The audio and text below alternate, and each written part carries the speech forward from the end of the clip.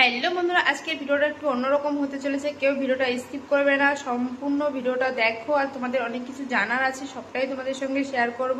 তো কেউ ভিডিওটা স্কিপ করবে না, প্রথম থেকে শেষ অবধি দেখবে, অবশ্যই তোমরা সবকিছু জানতে পারবে।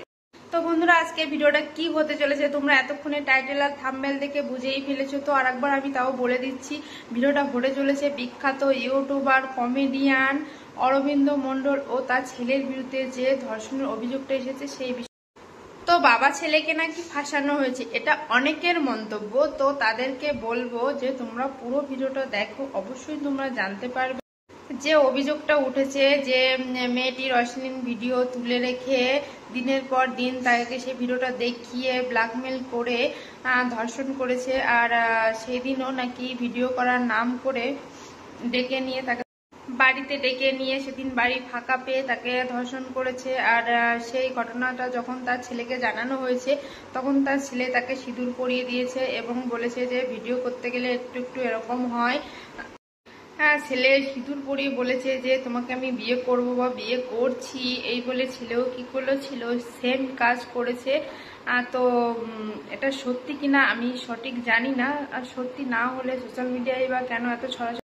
আবার অনেকে বলছে যে মেয়ের মায়ের নাকি অনেক লোভ, তার জন্য মেয়েকে পাঠিয়েছে অরবিন্দর কাছে ভিডিও করার জন্য, যে তাকে ফাঁসিয়ে তার থেকে মোটা টাকা নেওয়া হবে। অনেকে এই মন্তব্য প্রকাশ করছে। আর কি বলতো বন্ধুরা, এখন সোশ্যাল মিডিয়ার যুগ, এখন যা কিছু হয় সবাই কিন্তু সবটাই সোশ্যাল মিডিয়ায় তুলে ধরার চেষ্টা করে। আর সেটা কিন্তু প্রচুর পরিমাণে ভাইরাল হয়। এইসব ক্ষেত্রে তো আরো বেশি ভিডিওটা ভাইরাল হবেই। তো মেয়েটার তো কোনো সম্মান আছে, তাই না?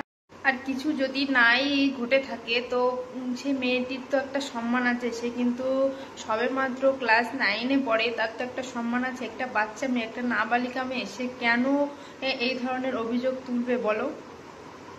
এমন তো না যে অভিযোগ তুললাম সব শেষ হয়ে গেল, কিন্তু তার সারা জীবনটা পড়ে আছে। কেউ কোনো মেয়ে চায় না যে তার বিরুদ্ধে বা তার মানে সম্বন্ধে সোশ্যাল মিডিয়ায় এরকম আলোচনা হোক। আর সবারই একটা মানবিক। অনেকেই আবার বলছে যে মেয়েটা প্রমাণ করুক যে তাকে ধর্ষণ করা হয়েছে। তো বলো, মেয়েটা কিভাবে প্রমাণ করবে? যার সঙ্গে এই ঘটনা ঘটে সেই জানে যে তার পরিস্থিতি তখন কেমন থাকে। সে কি তখন ভিডিও করার পরিস্থিতিতে থাকে যে সে ভিডিওটা তুলে? আর এদিকে অরবিন্দ মণ্ডলের 5 দিনে জেল কাস্টাডি হয়েছে। আর ছেলে যেহেতু সায়নের 18 বছর হয়নি, তাই তাকে হোমে রাখা হয়েছে। তো অরবিন্দ মণ্ডল কেন জোর দিয়ে বলছে না যে ডিএনএ টেস্ট করা হোক? নিশ্চয়ই তার মনে কোনো সন্দেহ বা ভয় আছে। আর আমরা তো সেই জায়গায় উপস্থিত ছিলাম না যে আমরা সবটাই জানবো। আমরা সোশ্যাল মিডিয়ায় যেটা দেখছি, যেটা ঘোরাঘুরি ভিডিও হচ্ছে, সেইগুলোই আমরা দেখছি। তাই নিয়ে আমরা কিছু কিছু মত প্রকাশ করতে পারি। তো আমরা জোর দিয়ে কাউকে দোষী বা কে কাউকে ফাঁসানো হয়েছে কোনটাই।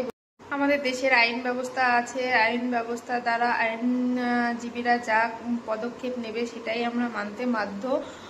তো যেহেতু আমরা সেখানে উপস্থিত ছিলাম না, আমরা জানিনি, দেখিনি, তো আমাদের কিছু করার নেই। আমরা মত প্রকাশ। তো বন্ধুরা, ভালো মন্দ সবটাই তোমাদের সামনে তুলে ধরলাম। এবার তোমরাই তোমাদের কমেন্টের মাধ্যমে তোমাদের মতটা প্রকাশ করো। আর ভিডিওটা দেখার জন্য সবাইকে ধন্যবাদ। টাটা।